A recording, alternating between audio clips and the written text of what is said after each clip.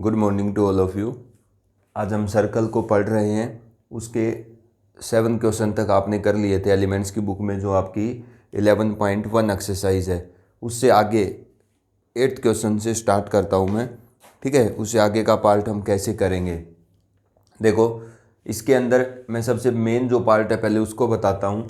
अगर आपको एक सर्कल की इक्वेशन लिखने को बोला जाता है और या तो 3 पासिंग पॉइंट दिए जाते हैं उस सर्कल के सरफेस पर जिससे वो पास करता है, या फिर 2 पासिंग पॉइंट, थर्ड एक कोई कंडीशन दी जाती है जो पासिंग पॉइंट नहीं है, तो हमेशा उस सर्कल की इक्वेशन लिखने के लिए हम क्या करते हैं, उस सर्कल को जर्नल सर्कल की इक्वेशन से रिप्रेजेंट करते हैं, ठीक है। अगर आपने किसी सर्कल की इक्वेशन लिखने के लिए उस सर्कल की इक्वेशन को या उस सर्कल को जर्नल सर्कल से रिप्रेजेंट किया है, मतलब क्या है कि उस सर्कल की इक्वेशन आपने जो सर्कल की जर्नल इक्वेशन है वो मानी है, तो आपको क्या करना पड़ेगा, जर्नल इक्वेशन की मदद से अगर एक आपको सर्कल की इक्वेशन लिखनी है तो जी, एफ और सी 3 पैरामीटर निकालने होंगे। अब तीनों कांस्टेंट की वैल्यू निकालने के लिए आपको क्या होना चाहिए, आपके पास मिनिमम तीनों के बीच में 3 रिलेशन होने चाहिए। तो 3 पासिंग पॉइंट से 3 रिलेशन आ सकते हैं, या 2 पासिंग पॉइंट दे सर्कल की, तीसरी कोई कंडीशन दे उससे 3 रिलेशन आ सकते हैं। तो इस बात का आप ध्यान रखेंगे। अब देखो हम एक ऐसे सर्कल की इक्वेशन कैसे लिखेंगे, which passes through the point 1 1 2 -1 and 3 -2। देखिए मैं जिस सर्कल की ये बात करता है, ठीक है ना, अब ये जिस सर्कल की बात हो रही है मैं उस सर्कल को मान लेता हूँ कि ये मेरा वो सर्कल है जिसकी बात कर रहा है, जो किस किस पॉइंट से पास करता है। ये मेरा वो सर्कल है जो 1 1 2 -1, ये सर्कल मेरा किससे पास कर रहा है, 1 1 2 -1 एंड थर्ड पॉइंट क्या है बेटा, 3 -2। इन 3 पॉइंट से ये सर्कल क्या करता है, पास करता है। अगर मेरा सर्कल इन 3 पॉइंट से पास करता है तो मेरे सर्कल की इक्वेशन क्या होगी, मैं क्या करता हूँ, मैं अपने सर्कल की इक्वेशन क्या मान लेता हूँ, x² plus y² plus 2gx plus 2fy plus c is equal to 0। मतलब मैंने अपने सर्कल को जर्नल सर्कल मान लिया।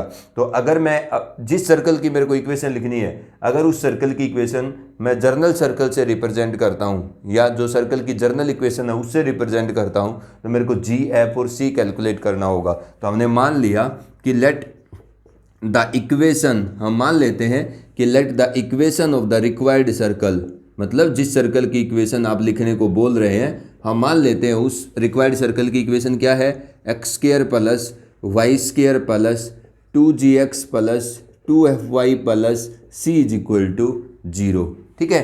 तो वो जिस सर्कल की इक्वेशन लिखने को बोल रहा है उस सर्कल की इक्वेशन मैंने मान ली।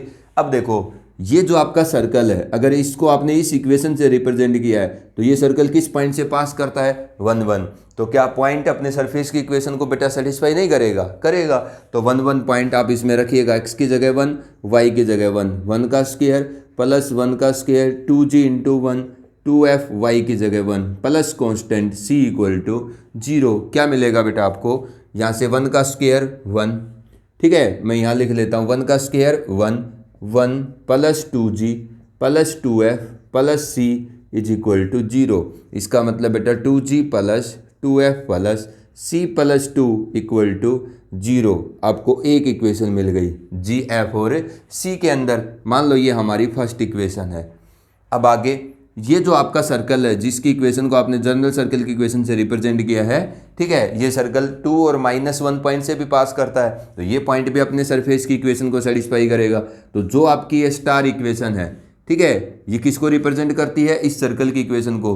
तो आप इसके अंदर x की जगह 2 और y की जगह 1 रखिए, किसमें, स्टार इक्वेशन के अंदर। अगर x की जगह 2 और y की जगह -1 रखेंगे तो 2 का स्क्वायर बेटा 4 प्लस -1 का स्क्वायर 1, ठीक है। x की जगह 2 रखेंगे तो कितना हो जाएगा, ये 4g, और y की जगह -1 रखेंगे तो माइनस का 2 है, प्लस का c इक्वल टू 0। कितना मिलेगा, 4g माइनस का 2f plus c plus 5 is equal to 0। This is equation number 2। ये हमारी सेकंड इक्वेशन है। अब मेरा सर्कल इस पॉइंट से भी पास करता है तो ये पॉइंट भी स्टार इक्वेशन को क्या करेगा, सेटिस्फाई करेगा। रखो x की जगह 3, y की जगह -2, तो 9 plus 4 plus 6g minus 4f plus c is equal to 0। तो 6g माइनस का 4f plus c plus 13 is equal to 0। This is equation number 3। ये बेटा क्या है, मेरी थर्ड इक्वेशन है। अब अगर मैंने अपने सर्कल की इक्वेशन को सर्कल की जर्नल इक्वेशन से रिप्रेजेंट किया है तो मेरे को 3 इक्वेशन मिलनी चाहिए जी, एफ और सी के अंदर। ठीक है, वो 3 इक्वेशन 2 पासिंग पॉइंट दे 3 पासिंग पॉइंट देगा तो कंप्लीटली मिल जाएंगी। 2 पासिंग पॉइंट देके तीसरी कोई कंडीशन देगा उससे आ जाती हैं। देखो मैं दोनों टाइप का क्वेश्चन करूंगा आपके सामने। ये फर्स्ट इक्वेशन है, ये सेकंड इक्वेशन है, ये जी एफ सी के अंदर थर्ड इक्वेशन है। अब 3 वेरिएबल की 3 इक्वेशन से आपको तीनों वेरिएबल निकालने आने चाहिए। कैसे कैलकुलेट करेंगे जी, एफ और सी, बताओ। देखो बेटा, अब जी, एफ और सी कैसे कैलकुलेट करते हैं। आपकी फर्स्ट और सेकंड इक्वेशन है, क्या करिए सबसे पहले subtract equation second from first. आप सबसे पहले सेकंड इक्वेशन को फर्स्ट में से सब्ट्रैक्ट कर दो। तो सेकंड इक्वेशन में से अगर ना, सेकंड इक्वेशन को मैं फर्स्ट में से सब्ट्रैक्ट करूंगा, ठीक है, फर्स्ट में से सेकंड को सब्ट्रैक्ट करना है। तो 2g माइनस का 4g कितना आएगा बेटा, माइनस का 2g, 2f minus minus 2f तो प्लस का 4f, ठीक है ना। c minus c 0, 2 minus 5 minus 3 is equal to 0। अरे जो आपकी सेकंड इक्वेशन है उसको फर्स्ट में से सब्ट्रैक्ट करना है, तो फर्स्ट के टर्म्स में से सेकंड के टर्म सब्ट्रैक्ट होंगी सेम टाइप की। तो यहाँ पर आपके पास क्या हो जाएगा, 2g माइनस कॉमन ले लिया मैंने। अगर मैं माइनस कॉमन लेता हूँ तो 2g माइनस का 4 है प्लस 3 इक्वल टू 0। और जो यहाँ जो माइनस कॉमन लिया है वो नीचे 0 बाई माइनस 1 0 हो जाएगा। ये मेरे पास इक्वेशन नंबर 4 है। ठीक है, अब क्या करो, थर्ड इक्वेशन को सब्ट्रैक्ट करो, किस में से, सेकंड में से। तो सब्ट्रैक्ट इक्वेशन थर्ड फ्रॉम किस में से, सेकंड। थर्ड इक्वेशन को सेकंड में से सब्ट्रैक्ट करिए। तो 4g माइनस 6g बेटा, माइनस का 2g, माइनस का 2f माइनस 4f, इसमें से ये सब्ट्रैक्ट करना है तो माइनस का 2f प्लस 4f हो जाएगा, प्लस का 2f बच जाएगा। c minus c 0, 5 minus 13 minus का 8 इक्वल टू 0। इसका मतलब 2 से मैं इसको -2 से कैंसिल कर दो, आप -2 से डिवाइड कर दो, g माइनस का f प्लस का 4 इज इक्वल टू 0। एक इक्वेशन और आ जाती है मेरे पास। अब g और f की कितनी इक्वेशन आ गई, 2। देखो सेकंड को फर्स्ट में से सब्ट्रैक्ट किया, सेकंड में से थर्ड इक्वेशन को सब्ट्रैक्ट किया, 2 इक्वेशन आती है जी और एफ के अंदर। आप इन दोनों से जी और एफ की वैल्यू कैलकुलेट करो। कैसे करोगे, देखो या तो सब्स्टिट्यूशन मेथड लगा लो आप कि यहाँ से एफ की वैल्यू कितनी आएगी, जी प्लस 4। इस एफ की वैल्यू को जी प्लस 4 को यहाँ रख दो। 2g minus 4 times of f कितना है, g plus 4 plus 3 equal to 0। तो 2g minus 4g minus 16 plus 3 is equal to 0। तो माइनस का 2g माइनस का 13 इक्वल टू 0। तो बेटा माइनस का 2g is equal two plus 13, g आएगा माइनस का 13 बाई 2। ये किसकी वैल्यू आ गई, g की। अगर g की वैल्यू यहाँ रखोगे तो f कौन है, f तो g प्लस 4 है। ठीक है, तो f कितना आएगा, g आएगा माइनस 13 बाई 2 प्लस का 4। इसका मतलब f कितना जाएगा, माइनस का 5 बाई 2, क्योंकि 8 माइनस 13 तो माइनस 5 बाई 2। अब आपको क्या मिल गया, g भी मिल गया, f भी मिल गया। g और f दोनों किसी भी इक्वेशन में रखो आपको c मिल जाएगा। इसमें रख दो फर्स्ट इक्वेशन में 2 इंटू जी, जी कितना है, माइनस का 13 बाई 2 प्लस का 2 इंटू एफ, प्लस का 2 इंटू एफ तो माइनस हो जाएगा, f कितना है 5 by 2 plus c plus 2 equal to 0, plus c plus 2 equal to 0। ये कैंसिल, ये cancel, minus 13 minus 5 minus 18 plus 2 minus 16, उधर जाके क्या हो जाएगा प्लस 16। तो c कितना है बेटा, प्लस 16 आता है। अब आपको क्या मिल गया, g भी मिल गया, f भी मिल गया और c भी मिल गया। इस 3 अननोन g, f और c की तीनों इक्वेशन की मदद से। अब आप रख दीजिए कहाँ पर, ये जो आपकी स्टार इक्वेशन है इसके अंदर अब आप g और f और c की वैल्यू सब्स्टिट्यूट करिए। अगर मैं इसके अंदर g, f और c की वैल्यू सब्स्टिट्यूट करता हूँ तो क्या मिलेगी ये इक्वेशन मेरे को, x square plus y square. क्या है मेरे पास 2gx, g कौन है माइनस 13 बाई 2, तो इसका मतलब माइनस का 13x, माइनस का 13x हो जाएगा। उसके बाद प्लस 2fy, f कितना है माइनस का 5 बाई 2 तो माइनस का 5y हो जाएगा। ठीक है, प्लस सी कितना है, प्लस 16 इज इक्वल टू 0। तो this is the equation of the required circle. जो वो आपका सर्कल, जिस सर्कल की इक्वेशन वो पूछ रहा था, ये बेटा मैंने क्या कैलकुलेट किया है, उस रिक्वायर्ड सर्कल का इक्वेशन कैलकुलेट किया है। ठीक है, अब ये हमारे पास इस तरीके से हम क्या करते हैं, इक्वेशन कैलकुलेट करते हैं। X square plus y square minus 13x minus का 5y प्लस का 16 इज इक्वल टू 0। ठीक है, बिल्कुल सही है ये।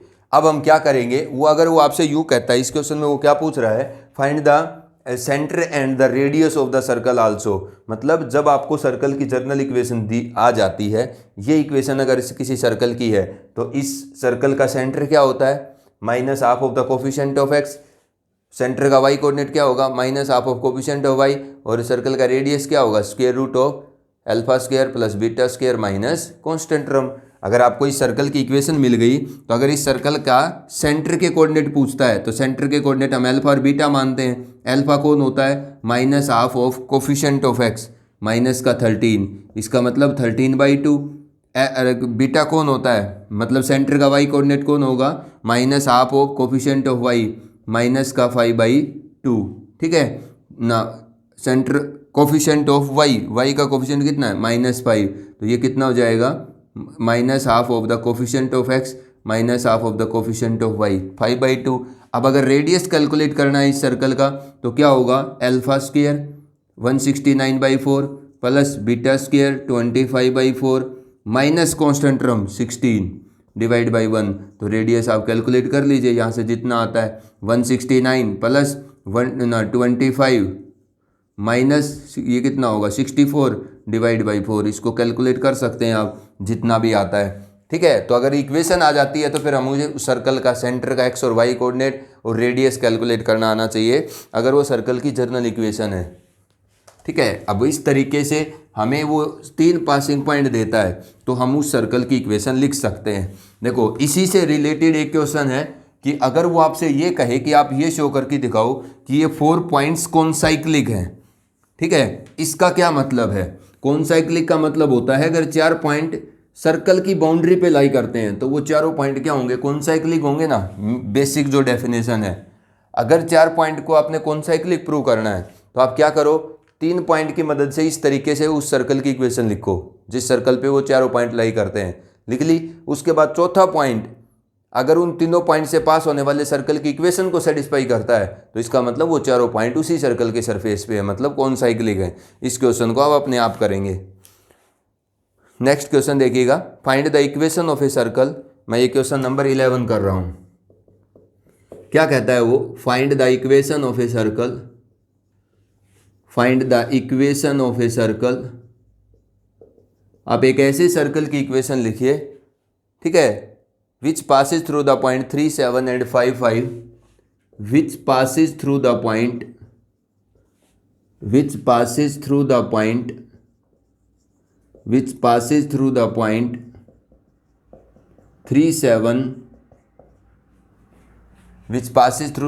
3, 7 and 5, 5, 3, 7 and 5, 5, and whose center is on the line, and whose center is on the line, and whose center is on the line, और जिसका जो सेंटर है वो किस लाइन पे लाई करता है, x minus 4y is equal to 1।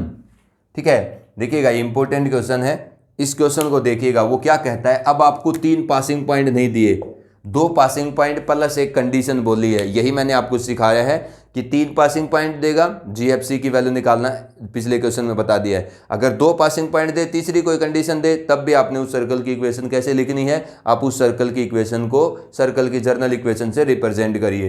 ठीक है, अब क्या कहता है वो कि आप ऐसे सर्कल की इक्वेशन बताओ जो 3, 7 और 5, 5 पॉइंट से पास करता है और जिसका सेंटर इस लाइन पे लाई करता है। कैसे लिखेंगे हम उस सर्कल की इक्वेशन, ये मान लीजिए हमारा रिक्वायर्ड सर्कल है, जो किस पॉइंट से पास कर रहा है, एक पॉइंट 3, 7 है, दूसरा पॉइंट क्या है जिससे पास करता है, 5, 5 है। लेकिन इस सर्कल का जो सेंटर है ना वो, ठीक है, ये सेंटर इस लाइन पे लाई करता है, जिस लाइन की आपको इक्वेशन गिवन है x minus 4y is equal to 1, इस लाइन पे इस सर्कल का सेंटर लाई करता है। तो देखो मैं क्या करूंगा, ये जिस सर्कल की इक्वेशन लिखने को मेरे को बोल रहा है उस सर्कल की इक्वेशन को मैं सर्कल की जर्नल इक्वेशन से रिप्रेजेंट करूंगा, x square plus y square plus 2gx plus 2fy plus c is equal to 0। मतलब मैंने ये मान लिया कि आप जो सर्कल 2 पॉइंट से पास करता है और जिसका सेंटर ये लाई करता है वो सर्कल की इक्वेशन कौन है, x square plus y square plus 2gx plus 2fy plus c equal to 0। क्योंकि ये जो इक्वेशन है ये GFC की अलग अलग वैल्यू पर, ठीक है, क्या करती है, सभी सर्कल को रिप्रेजेंट करती है। अब देखो हम मान लेंगे कि let the equation of the required circle, let the equation of the required circle, जो रिक्वायर्ड सर्कल है उसकी जो इक्वेशन है वो है क्या है, वो x square plus y square plus 2gx plus 2fy plus c is equal to 0। तो जिस सर्कल की इक्वेशन वो लिखने को बोल रहा है उस सर्कल की इक्वेशन मैंने जर्नल सर्कल की इक्वेशन से रिप्रेजेंट किया उस सर्कल को, तो उसकी इक्वेशन क्या होगी, अगर मैंने सर्कल को जर्नल सर्कल से रिप्रेजेंट किया तो उस सर्कल की इक्वेशन सर्कल की जर्नल इक्वेशन होगी। अब मेरा सर्कल जिसकी मैंने ये इक्वेशन मान ली है, मेरा सर्कल इन 2 पॉइंट से पास करता है, ठीक है। अगर आपकी सर्कल की इक्वेशन ये है तो आपका सर्कल अगर इस पॉइंट से पास करता है तो ये पॉइंट आपके सर्कल की सरफेस को सेटिस्फाई करेगा। तो put the point 37 in the star equation, इस इक्वेशन को आप स्टार इक्वेशन मानिए और इसमें x की जगह 3 और y की जगह 7 रखिए। क्या मिलेगा आपको, x की जगह 3 और y की जगह 7 रखेंगे तो क्या मिलेगा, 9 plus 49 plus 6g plus 14f plus c equal to 0। कितना मिलेगा बेटा, 6g plus 14f plus 53 plus c is equal to 0। तो ये मेरे पास क्या आ गया, एक इक्वेशन आ गया GF और C के अंदर। अब दूसरी बात, मेरा सर्कल इस पॉइंट से भी पास करता है, अगर इस पॉइंट से पास करता है तो ये पॉइंट भी सर्कल के सरफेस की इक्वेशन को सेटिस्फाई करेगा। रखो x की जगह 5 और y की जगह 5, 20 x स्क्वायर 25 y स्क्वायर 25 तो 50 हो गया, प्लस 10g 5 रखोगे x की जगह plus 10f plus c equal to 0। तो 10g प्लस 10f बेटा plus c plus 50 equal to 0। ये मेरी क्या है, ये सर्कल की दूसरा इक्वेशन आ गया GF और C के अंदर, ठीक है, रिलेशन है ये। तीसरी बात इसमें इंपॉर्टेंट है, वो क्या कहता है कि आपका सर्कल का जो सेंटर है, ठीक है ना, वो ये सेंटर किस पे लाई करता है, इस लाइन पे लाई करता है। तो जिस सर्कल को ये इक्वेशन रिप्रेजेंट करती है उस सर्कल के सेंटर का एक्स और वाई कोऑर्डिनेट क्या होता है, जिसको आप अल्फा और बीटा मानते हो, माइनस का g और माइनस का f।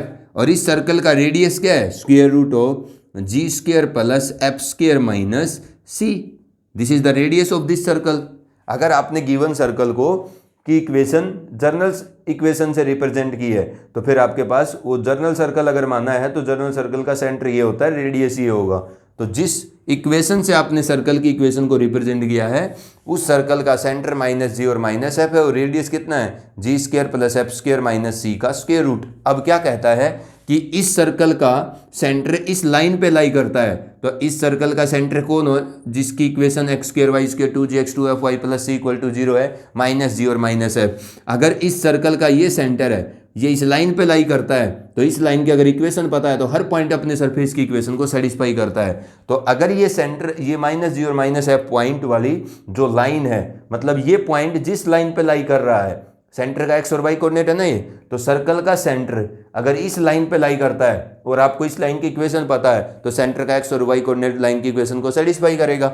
एक्स की जगह माइनस जी रखो और वाई की जगह माइनस एफ रखो, plus 4f is equal to 1। मुझे g और f का एक रिलेशन और मिलेगा।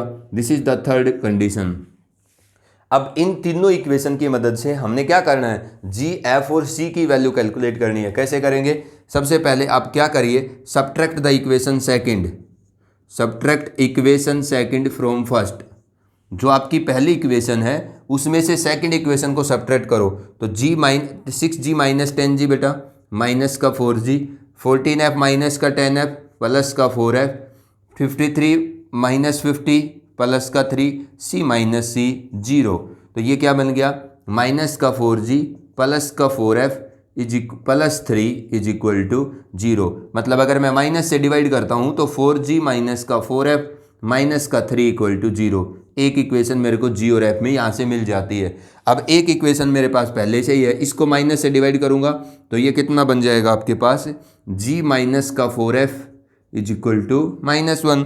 दूसरी इक्वेशन क्या ही है, 4g माइनस का 4f माइनस का 3, इसका मतलब उधर जाके +3 हो जाएगा।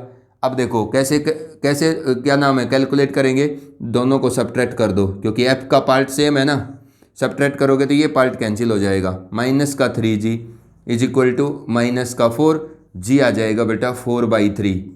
अगर g की वैल्यू 4/3 है तो यहाँ से f कैलकुलेट करो, 4f इज इक्वल टू कितना 1 + g, तो 4f is equal to 1 + g कितना है 4/3, तो बेटा 4f इज इक्वल टू 3 + 4 7/3, इसका मतलब f इज इक्वल टू 7/12। ठीक है, और आपको g भी मिल गया, f भी मिल गया। ठीक है, अब क्या कैलकुलेट करना है, c। अब c कैलकुलेट करने के लिए g और f दोनों की वैल्यू इस इक्वेशन में रखो जिसमें c है, इसमें है रखो, किसी में रख दो। 10 × g कितना है 4/3 प्लस 10 × f कितना है 7/12 plus c plus 50 equal to 0। ठीक है, तो यहाँ से c कितना आएगा 40/3 plus 70/12 plus c is equal to -50, उधर ले जाओ आप इसको। ठीक है, अब यहाँ से c कितना हो जाएगा माइनस का 50 माइनस का 40/3 और माइनस का 70/12। ठीक है, तो c आपके पास कितना आएगा, एलसीएम 12 आ जाएगा। ठीक है, 12 0 12 5 जा 60 माइनस का a। ठीक है, सारी टर्म माइनस की आएंगी, आप इसको कैलकुलेट कर लेंगे। यहाँ से जो c आता है, g और f की वैल्यू मैं पहले ही कैलकुलेट कर दी है। आप क्या कर दीजिएगा, g, f और c तीनों की वैल्यू यहाँ रख दीजिएगा, तो आपके सर्कल की इक्वेशन कंप्लीट हो जाएगी। ठीक है, तो ये हमारे पास तरीका है कि अगर आपको 2 पासिंग पॉइंट देता है, तीसरी कोई कंडीशन देता है, ठीक है, तो आप क्या कर सकते हैं, कैलकुलेट कर सकते हैं। समझ में आ गई? तो ये आपके पास देखिएगा g की वैल्यू आती है 4/3। अगर g यहाँ पर 4/3 रखोगे, ठीक है, तो 8/3। मैंने कुछ गलत तो नहीं कैलकुलेट कर दिया है? 3 7 और 5 5 पॉइंट से पास करता है। ठीक है, माइनस का 600, एक बार इसको कैलकुलेट करो, 3 4 जा 12, इसका आंसर मैच नहीं कर रहा, 3 4 जा 12 160 माइनस ये माइनस का 70, तो ये c कितना आएगा बेटा, c आ जाएगा आपके पास 600 160 और 70 0 3 6 1 7 और 1 8 830 डिवाइड बाई 12। ठीक है, 12 नहीं, ये आपका कैंसिल नहीं होता है, इसका मतलब 2 6 जा 12 2 4 जा 8 2 1 जा 2 2 5 जा 15। ठीक है ना, कुछ ना कुछ गड़बड़ करी हमने कैलकुलेशन के अंदर। x² y² 2gx 2fy plus c equal to 0। ठीक है, 3 7 पॉइंट सेटिस्फाई करेगा, x3 एंड y7 तो 9 49। ठीक है, x की वैल्यू 3 रखेंगे तो 6g, 7 रखेंगे तो 14f plus c equal to 0, तो 6g प्लस 14f प्लस ये कितना लिख दिया मैंने, गलत लिख दिया, 49 प्लस 9 बेटा 58 होगा। ठीक है ना, ये मिस्टेक कर दी है। अब इसकी वजह से कहाँ कहाँ मिस्टेक हुई है, देखो 14f, अब देखो किसको क्या किया मैंने, दूसरी इक्वेशन में क्या रखा है 5 5, ये 10g 10f plus c equal to 0, ये सही है। तो इसका मतलब हमारे पास ये जो इक्वेशन आएगी, मैं इसके बाद इसको दोबारा कर देता हूँ, कैलकुलेशन में प्रॉब्लम हो गई। ये इक्वेशन तो आपकी ऑलरेडी सेंटर लाई करता है उसके ऊपर। अब इन दोनों को सब्ट्रैक्ट करेंगे तो 6g माइनस 10g माइनस का 4g, 14f माइनस का 10f प्लस का 4f। ठीक है, 58 माइनस 50 प्लस का 8 बचेगा बेटा, c 0 हो जाएगा। तो ये आपके पास कितना होगा, 2 से कैंसिल कर सकता हूँ मैं 4 से, तो माइनस का g प्लस का f प्लस का 2 इज इक्वल टू 0। इसका मतलब g minus f minus 2 equal to 0, अगर माइनस कॉमन लेते हैं तो ये आपके पास एक इक्वेशन आ गई। ठीक है, एक इक्वेशन ये है। ठीक है, तो आप सब्स्टिट्यूशन मेथड लगा लो, यहाँ से g की वैल्यू कैलकुलेट करेंगे तो कितनी आएगी, f प्लस 2, ये रख दो यहाँ पर, किस में, इस इक्वेशन के अंदर। g कितना है एफ प्लस 2, तो माइनस एफ माइनस 2 हो जाएगा, प्लस का 4f इज इक्वल टू 1, तो इसका मतलब 3f इज इक्वल टू 3, तो f कितना आता है बेटा 1। अगर f की वैल्यू मैं 1 रखूँगा तो g मुझे कितना मिलेगा यहाँ से 3। अगर f 1 है और g कितना आ गया 3, तो c निकालो, किसी भी इक्वेशन में रखो, 10g इसमें रख लेता हूँ मैं, प्लस 10f प्लस c कितना है नहीं पता मेरे को, c तो कैलकुलेट करना है, प्लस 50 इज इक्वल टू 0, तो ये कितना हो गया 10g प्लस 10f, तो g तो 3 है, g 3 है तो ये 30 है, f 1 है तो ये 10 है, plus c plus 50 equal to 0, तो c कितना आ जाएगा बेटा माइनस का 90। ठीक है, अब आपको g भी मिल गया, f भी मिल गया, c भी मिल गया, तीनों को रखो, x square plus y square plus 2gx, g 3 है तो 6x 2fy, तो 2y प्लस c माइनस का 90 is equal to 0। This is the equation of the required circle. तो ये हमारे उस सर्कल की इक्वेशन है जो इन 2 पॉइंट से पास करता है और जिसका सेंटर कहाँ लाई करता है, इस लाइन पे लाई करता है।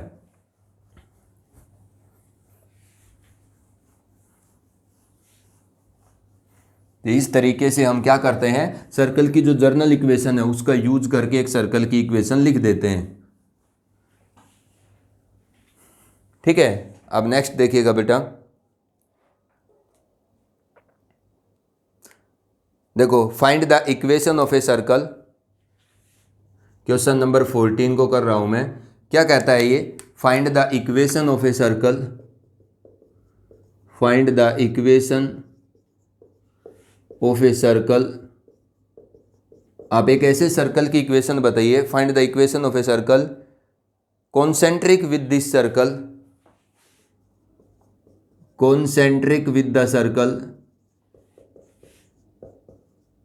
find the equation of the circle which is concentric with the circle, x square plus y square minus 4x minus 6y, x square plus y square minus का 4x minus का 6y is equal to 0, concentric with this circle and passes through the center of, and passes through the center of, passes through the center of the circle, passes through the center of x square plus y square plus 8x plus 10y, x square plus y square plus 8x plus 10y।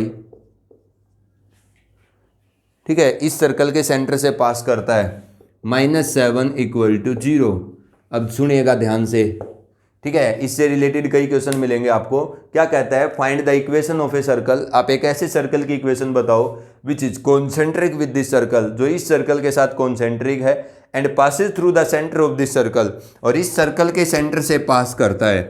हमने एक ऐसे circle की equation लिखनी है जो किसके साथ concentric है, इस सर्कल के साथ। किस सर्कल के सेंटर से पास करता है, इससे अगले सर्कल के साथ। तो हमारा सर्कल एक सर्कल है, उसके साथ तो क्या है, कॉन्सेंट्रिक है, ये लो।